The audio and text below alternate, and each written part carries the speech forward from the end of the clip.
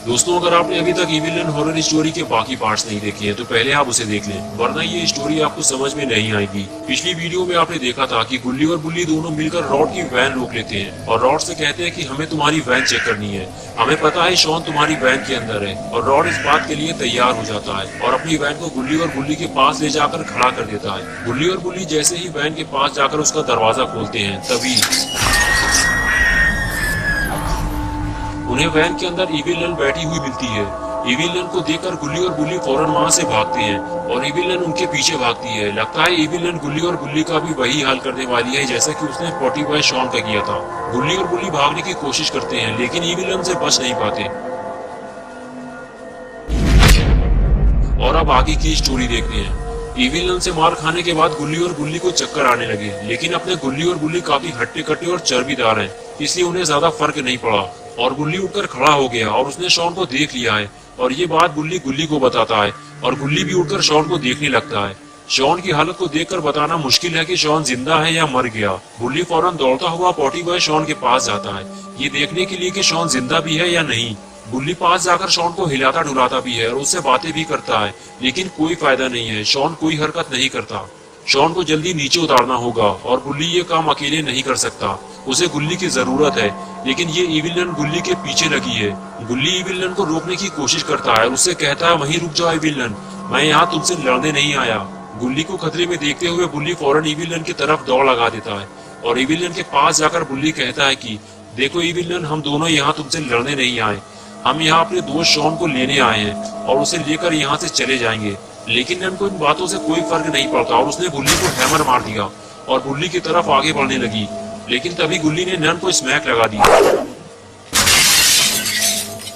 None को smack लगाकर गुल्ली बुल्ली के पास पहुंचा और बुल्ली से कहने लगा, बुल्ली हमारे पास टाइम कम है, इविल नन के आने से पहले हमें शॉन को नीचे उतारना होगा।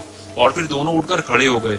बुल्ली ने गुल्ली से कहा, गुल्ली हम दोनों में से किसी एक को पेड़ के ऊपर चढ़कर रस्सी खोलनी होगी और एक आदमी नीचे खड़े होकर शॉन को नीचे गिरने से बचाएगा। गुल्ली बोला, बुल्ली तुम नीचे खड़े होकर शॉन को संभालो, मैं पेड़ के ऊपर जाकर रस्सी खोलता हूँ। ये कहकर गुल्ली वहां से चला गया और इधर रॉड वैन के पीछे छुपकर ये सारा नजारा देख रहा होता है।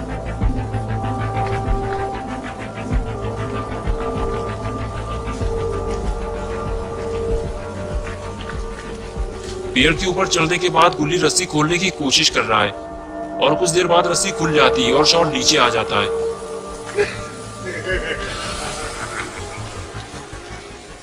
बुल्ली शॉन का हाल चाल चेक करता है तो उसे पता चलता है कि शॉन बिल्कुल ठीक है। सर पे चोट लगने की वजह से वो बेहोश हो गया है, जल्दी वो ठीक हो जाएगा। लेकिन ये क्या, इविल नन दौड़ती हुई बुल्ली की तरफ ही आ रही है। बुल्ली को जल्दी कुछ करना होगा। बुल्ली फौरन उठकर खड़ा होता है और गुस्से से इविल नन की तरफ दौड़ते हुए उसे एक जोरदार किक मारता है।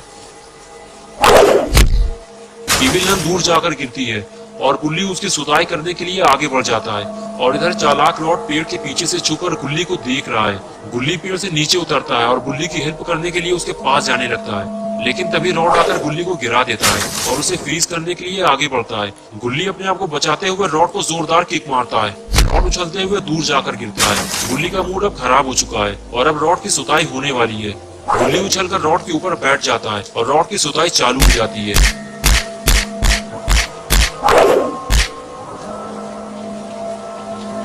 रॉड अब समझ चुका है कि गुल्ली से पंगा लेना खतरे से खाली नहीं है। गुल्ली ने रॉड को मार मार कर उसकी शक्ल बिगाड़ दी है और उसके बाद गुल्ली दौड़ता हुआ गुल्ली के पास चला गया। मारपीट खत्म होने के कुछ देर बाद शॉन को होश आने लगा।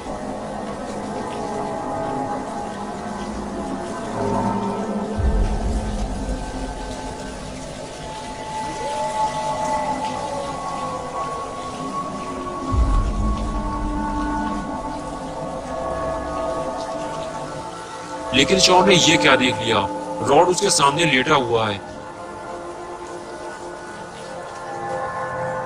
शॉन धीरे धीरे उठकर खड़ा हुआ और वहां से जाने लगा। शॉन के सर में तेज दर्द हो रहा है और उसे चलने में दिक्कत हो रही है, लेकिन शॉन धीरे धीरे आगे बढ़ते हुए स्कूटर की तरफ जाने लगा।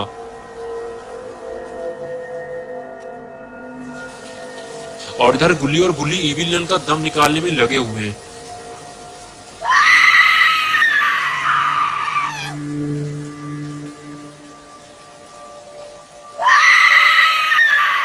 और आखिर कुछ देर बाद इविल नन ने हार मान ली और गुल्ली ने उसे छोड़ दिया। और इधर अपना पोटी बॉय शॉन धीरे धीरे चलते हुए स्कूटर तक पहुंच गया। स्कूटर देखकर शॉन को याद आया, ये स्कूटर यहाँ तो नहीं खड़ा था, इसे सड़क के बीचों बीच किसने खड़ा किया। शॉन सोच में पड़ गया और फिर वो दूसरी तरफ पलटा। ये रॉड की आइसक्रीम वैन और गुल्ली की जीप यहाँ क्या कर रही है? कहीं गुल्ली यहाँ तो नहीं आ गए? लेकिन वो यहाँ आए हैं तो फिर दिखाई क्यों नहीं दे रहे? पास जाकर देखना पड़ेगा, ये सोचते हुए शॉन आगे जाने लगा।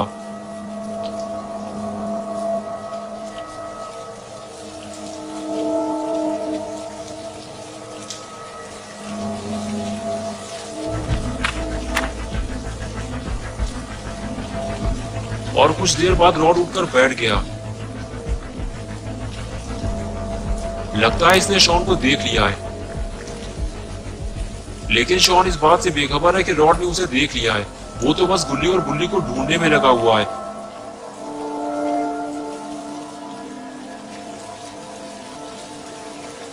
और इधर रॉड धीरे धीरे चुपते हुए शॉन को पकड़ने जा रहा है।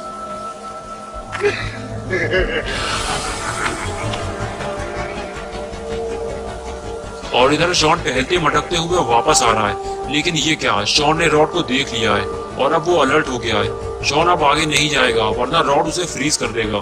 शॉन अब छुपते छुपाते हुए गाड़ी के दूसरी तरफ से होते हुए अपनी स्कूटर तक जाएगा।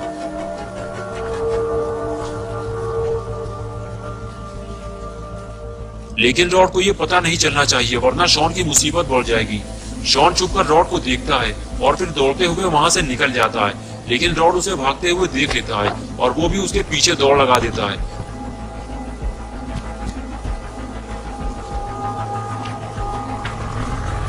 लेकिन शॉन भागने में कामयाब हो गया और रॉड खड़े खड़े देखता रह गया। और इस तरफ गुल्ली और गुल्ली नन की धुलाई कर रहे होते हैं। तभी गुल्ली को स्कूटर की आवाज सुनाई देती है और वो पलट कर देखता है तो उसे स्कूटर पे शॉन जाता हुआ दिखाई देता है। तभी गुल्ली कहता है, क्या हुआ गुल्ली, तुमने नन की ठुकाई क्यों बंद कर दी? गुल्ली कहता है, तुमने देखा नहीं शॉन स्कूटर लेकर चला गया। गुल्ली कहता है, लेकिन वो तो बेहोश पड़ा हुआ था ना, उसे तो सर पे चोट लगी थी। गुल्ली बोला, मुझे लगता है उसे होश आ गया होगा, चलो चलकर देखते हैं। ये कहकर दोनों उस जगह जाने लगते हैं जहाँ वो शॉन को छोड़ कर आए थे। जब दोनों वहां पहुंचे तो देखा शॉन वहां नहीं था, यानी कि गुल्ली ने जो देखा था वो सच था। गुल्ली और गुल्ली जिसे बचाने आए थे वो तो चला गया। लेकिन तभी वहां रॉड आ गया और कहने लगा, शॉन तो यहाँ से चला गया है लेकिन तुम लोग यहाँ से नहीं जा पाओगे। गुल्ली बोला, रॉड तुमने शॉन को इसलिए मार लिया क्योंकि वो अकेला था, लेकिन यहाँ हम दो लोग मिलकर तुम्हारा कचूमर बना देंगे। गुल्ली आगे आकर बोला, रॉड लगता है तुम्हारा टाइम अब करीब आ चुका है। तभी रॉड हंसते हुए बोला, मेरा टाइम छोड़ो, तुम लोग जरा पीछे पलट कर अपना टाइम देखो। इविल नन की एक जोरदार वार से गुल्ली और गुल्ली सड़क के बीचों बीच आकर गिरे और बेहोश हो गए। रॉड को ऐसे ही किसी मौके की तलाश थी और वो उसे मिल गया। रॉड गुल्ली के पास आकर देखता है कि गुल्ली बेहोश है या नहीं और फिर वो गुल्ली को मारना शुरू करता है। कुछ देर गुल्ली को मारने के बाद फिर वो गुल्ली के पास जाता है और उसे मारना शुरू करता है।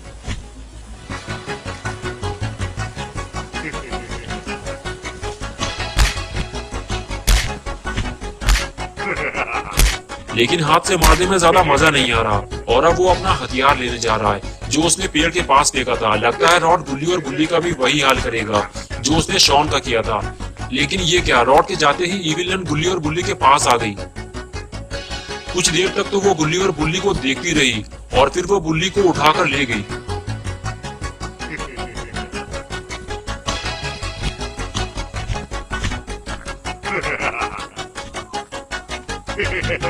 और इधर रॉड अपना हथियार लेकर गुल्ली के पास पहुंच गया और उसकी सुताई चालू कर दी। थोड़ी ही देर गुजरी थी कि इविल नन ने रॉड को आवाज दी और उसे अपने पास बुलाने लगी। लगता है ये दोनों मिलकर गुल्ली के साथ कुछ करने वाले हैं। रॉड दौड़ते हुए नन के पास जाने लगा और तभी गुल्ली उठकर खड़ा हो गया, लेकिन रॉड ने उसे देख लिया और उसे फ्रीज कर दिया। दोस्तों, क्या होगा बुल्ली का? क्या वो इस बर्फ से बाहर निकल पाएगा? और क्या होगा बुल्ली का? क्या इविल नन और रॉड बुल्ली को पकाकर खा जाएंगे? और क्या होगा जब शॉन बाबा को लेकर यहाँ आएगा? ये सब हम देखेंगे पार्ट 5 में। तो दोस्तों, अगर आप पार्ट 5 देखना चाहते हैं तो इस वीडियो को लाइक करें, चैनल को सब्सक्राइब करना और बेल आइकन प्रेस करके ऑल नोटिफिकेशन ऑन करना ना भूलें।